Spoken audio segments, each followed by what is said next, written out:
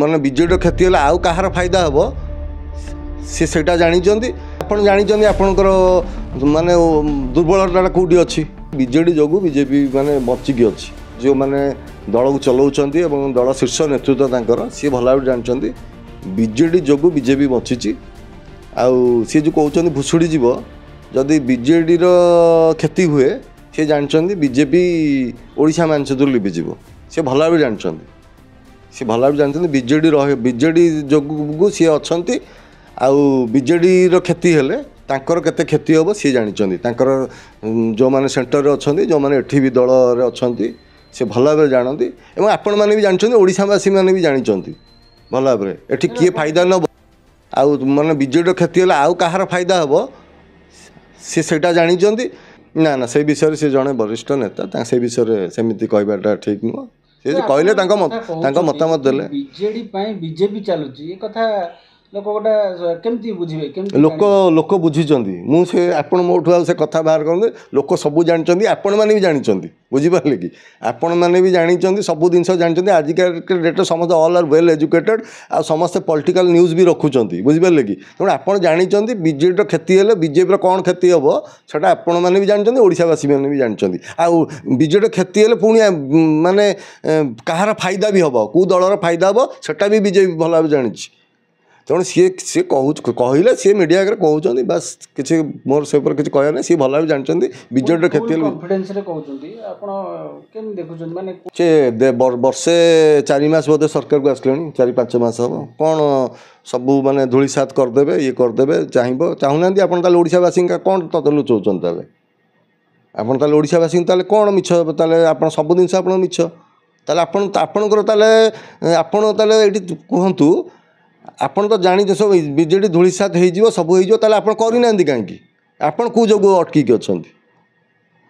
ତାହେଲେ ଆପଣ ଜାଣିଛନ୍ତି ଆପଣଙ୍କର ମାନେ ଦୁର୍ବଳତା କେଉଁଠି ଅଛି ବିଜୁ ଜନତା ଦଳ ପ୍ରତି।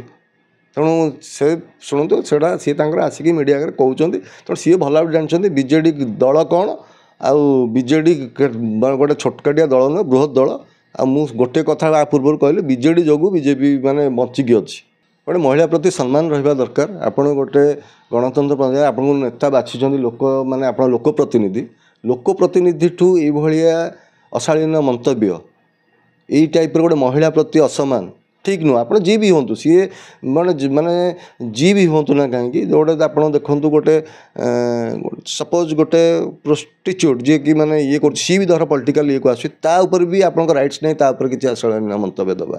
ଆପଣ ନାରୀଙ୍କୁ ସମ୍ମାନ ଦେବା ଦରକାର। ଓନ୍ଲି ନଟ୍ ଖାଲି ନାରୀଙ୍କୁ ନୁହଁ, ପ୍ରତ୍ୟେକ ବ୍ୟକ୍ତିକୁ ସମ୍ମାନ ଦେବା ଦରକାର।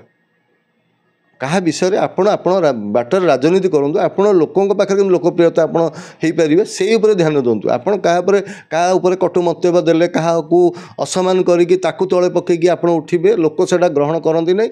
ଆଗାମୀ ଦିନରେ ତା ଜବାବ ବି ଦିଅନ୍ତି। ବିଜେପି ଦଳ ଆଜ୍ଞା ସବୁବେଳେ ଅନ୍ୟମାନଙ୍କ ଉପରେ ଆଙ୍ଗୁଳି ଉଠାଏ, କିନ୍ତୁ ତାଙ୍କ ଆଡ଼େ ମାନେ 4ଟା ଆଙ୍ଗୁଳି ମାନେ ଅଛି, ସିଏ ମାନେ ସେଟାକୁ ଧ୍ୟାନ ଦିଅନ୍ତି ନାହିଁ। ତାଙ୍କ ଦଳରେ କେତେ ବିଶୃଙ୍ଖଳା, ତାଙ୍କ ଦଳରେ କେତେ ଫାଟ, ତାଙ୍କ ଦଳ। ଆଉ ମୁଁ ଆଉ ଗୋଟେ କଥା କହିବି, ଆପଣ ବି ସମସ୍ତେ ମାନେ ଜାଣିଥିବେ, ତାଙ୍କର ମ୍ୟାକ୍ସିମମ୍ ଯେଉଁ ଲିଡ଼ର ଅଛନ୍ତି ତାଙ୍କର ନିଜର ମିଡ଼ିଆ ଅଛି, ତାଙ୍କର ନିଜର ଓନ୍ ମିଡ଼ିଆ ଅଛି। ଯେଉଁମାନେ ତାଙ୍କ ଦଳର ସବୁ ନେତା ହେଇଛନ୍ତି ତାଙ୍କର ଓନ୍ ମିଡ଼ିଆ। ତେଣୁ ସେମାନେ କେବଳ ବିଜେପି ସପୋର୍ଟରେ କହିବା ଛଡ଼ା ଆଉ ଅଲଗା କୌଣସି ଦଳର ବିଷୟରେ ସପୋର୍ଟରେ କିଛି ମାନେ ବେଶୀ ତାଙ୍କର ମାନେ ବାହାର କରନ୍ତି ନାହିଁ। ଆପଣ ବି ସେଇଟା ଅନୁଭବ କରୁଥିବେ। ମୁଁ କୌଣସି ଦଳର ନାଁ ମିଡ଼ିଆର ନାଁ ନେବାକୁ ଚାହୁଁନି, କିନ୍ତୁ ମ୍ୟାକ୍ସିମମ୍ ତାଙ୍କର ଯେଉଁ ନେତା ଅଛନ୍ତି ସେମାନେ ତାଙ୍କର ସବୁ ଓନ୍ ମିଡ଼ିଆ ଅଛି। ବୁଝିପାରିଲେ କି?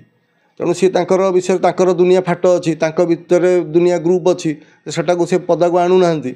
ଆଉ ସିଏ ସବୁବେଳେ ଅନ୍ୟମାନଙ୍କ ଉପରେ ଆଙ୍ଗୁଳି ଉଠାଇବେ, ଅନ୍ୟମାନଙ୍କ ଉପରେ କହିବେ। ନିଜ ଘରକୁ ଆଗେ ସଜାଡ଼, ଅନ୍ୟମାନଙ୍କ ଘରକୁ ପଛରେ ଦେଖିବେ। ଆଗେ ଆପଣ ନିଜ ଘରକୁ ସଜାଡ଼, ନିଜେ କେମିତି ଲୋକଙ୍କ ପାଖରେ ପ୍ରିୟ ଭାଜନ ହେଇପାରିବେ, ଲୋକଙ୍କର ପ୍ରିୟ ହେଇପାରିବେ, ଆପଣ ସେଇ ଉପରେ ଧ୍ୟାନ ଦିଅନ୍ତୁ। ଅନ୍ୟମାନଙ୍କୁ ଆଙ୍ଗୁଳି ଉଠାଇବା ଅପେକ୍ଷା ନିଜ ଘରକୁ ନିଜେ ଆମ ଘର କଥା ଆମେ ବୁଝିବୁ। ଆମ ଘରେ କିଏ ଗଲା, କିଏ ଅଶାନ୍ତି ହେଲା, କିଏ ମତେ ଇଏ ଦେଲା, ଆମ ଘର କଥା ଆମେ ନିଜେ ବୁଝିବୁ।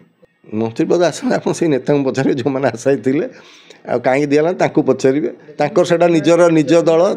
ଶୁଣନ୍ତୁ, ତାଙ୍କର ସେ ଇଣ୍ଟରନାଲ୍ ମ୍ୟାଟର୍ରେ ଆମେ ସେ ବିଷୟରେ ଟିପ୍ପଣୀ ଦେବା ଠିକ୍ ନୁହଁ। ସେଇଟା ହେଉଛି ତାଙ୍କର ନିଜର ଇଣ୍ଟରନାଲ୍ ମ୍ୟାଟର୍। ତେଣୁ ସେ କାହାକୁ ମନ୍ତ୍ରୀ ଦେବେ, କାହାକୁ ନ ଦେବେ, ସେଇଟା ହେଉଛି ତାଙ୍କର ଉପରେ ଡିପେଣ୍ଡ କରେ। ମୁଁ ସେ ବିଷୟରେ କୌଣସି ମନ୍ତବ୍ୟ ରଖିବାକୁ ଚାହୁଁନି।